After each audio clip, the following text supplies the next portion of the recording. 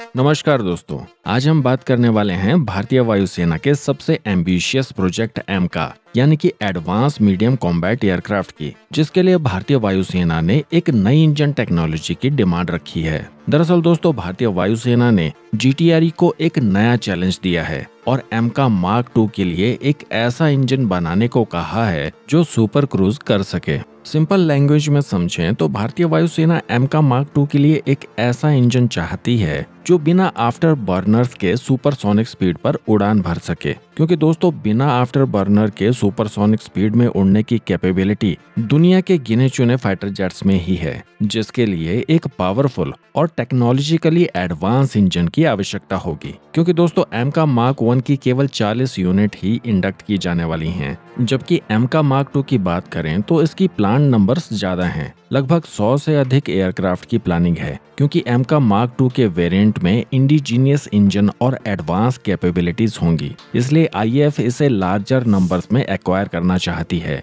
लेकिन क्या आपको लगता है कि GTRE ऐसा कोई इंजन डेवलप कर पाएगा? क्योंकि कावेरी इंजन के साथ GTRE की हिस्ट्री के बारे में हम लोग जानते ही हैं। मतलब जिस पावर की उम्मीद कावेरी इंजन से की जा रही थी वो उससे नहीं मिल पाई। ठीक इसी तरह से एमका को डिजाइन, डेवलप और मैन्युफैक्चर करने वाली पब्लिक सेक्टर की कंपनीज ADE और HAL ने तेजस प्रोग्राम को लेकर जिस रफ्तार से काम किया है वो भी काफी चिंताजनक है। इसलिए भारतीय वायुसेना और इन पब्लिक सेक्टर की कंपनीज ने एमका की रफ्तार को बढ़ाने के लिए एक नया हल निकाला है, जिसमें एमका प्रोजेक्ट अब सिर्फ ADA और HAL का प्रोग्राम नहीं रहा है, बल्कि हिंदुस्तान एरोनॉटिक्स लिमिटेड ने प्राइवेट सेक्टर को इस प्रोजेक्ट में शामिल करने का फैसला किया है। इसी के तहत HAL ने एक्सप्रेशन ऑफ इंटरेस्ट जारी कर दिया है, जिसमें भारतीय प्राइवेट कंपनीज को ज्वाइंट वेंचर पार्टनर बनने का न्योता दिया गया है। इस पार्टनरशिप में HAL के पास 50% शेयर होंगे, जबकि 4 प्राइवेट कंपनीज को 12.5% शेयर मिलेंगे। और यहीं से शुरू होती है एमका प्रोजेक्ट की एक नई कहानी, क्योंकि दोस्तों हर कंपनी को एक स्पेसिफिक वर्क पैकेज दिया जाएगा, जिसमें पहली कंपनी एयरक्राफ्ट का फ्रंट फ्यूजलेज और लैंडिंग गियर असेंबली बनाएगी, दूसरी कंपनी को सेंटर फ्यूजलेज और एयर इनटेक सिस्टम बनाने की जिम्मेदारी मिलेगी, तीसरी कंपनी रियर फ्यूजलेज और हॉरिजॉन्टल टेल फ्लैप्स बनाएगी और चौथी कंपनी विंग्स और वर्टिकल टेल असेंबली के लिए जिम्मेदार होगी। और इसके अलावा एमका के प्रोडक्शन के लिए नासिक में HAL की एग्जिस्टिंग प्रोडक्शन लाइन को इस्तेमाल किया जाएगा, जहां पहले Su-30 MKI का प्रोडक्शन होता था और अब तेजस मार्क 1A का प्रोडक्शन चल रहा है। लेकिन एमका के लिए इस एग्जिस्टिंग फैसिलिटी को मॉडिफाई और अपग्रेड किया जाएगा, क्योंकि एमका एक 5th generation stealth fighter jet है, इसलिए इसके प्रोडक्शन के लिए स्पेशल रिक्वायरमेंट्स होंगी। इसलिए एग्जिस्टिंग प्रोडक्शन लाइन को न्यू टेक्नोलॉजी और इक्विपमेंट से अपग्रेड किया जाएगा।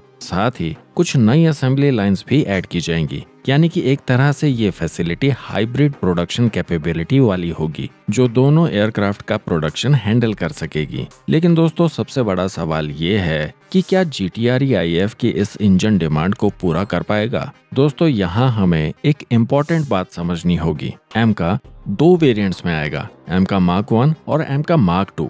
एमका मार्क 1 में शुरुआत में GE F414 INS-6 इंजन का इस्तेमाल किया जाएगा, जो कि तेजस मार्क 2 में भी यूज होगा। लेकिन एमका मार्क 2 के लिए भारतीय वायुसेना ने GTRE को क्लियर रिक्वायरमेंट्स दे दी हैं कि एयरक्राफ्ट को 12 किलोमीटर की ऊंचाई पर 1.3 मैक की स्पीड से उड़ना होगा, यानी कि साउंड की स्पीड से 30% ज्यादा तेज, वो भी बिना किसी आफ्टर बर्नर के। इसके लिए एक नया 110 से 120 किलो न्यूटन थ्रस्ट वाला इंजन डेवलप किया जाएगा, जिसे GTRE एक फॉरेन पार्टनर के साथ मिलकर डेवलप करने वाला है। इस इंजन की ये सुपर क्रूज कैपेबिलिटी एमका मार्क 2 को एक true 5th generation fighter jet बनाएगी। शायद भारतीय वायुसेना एमका में इस इंजन को इस्तेमाल करके एक ऐसी कैपेबिलिटी अचीव करना चाहती है जो अमेरिका का F-22 रैप्टर रखता है। सुपर क्रूज के मामले में F-22 रैप्टर दुनिया का सबसे पावरफुल फाइटर जेट माना जाता है।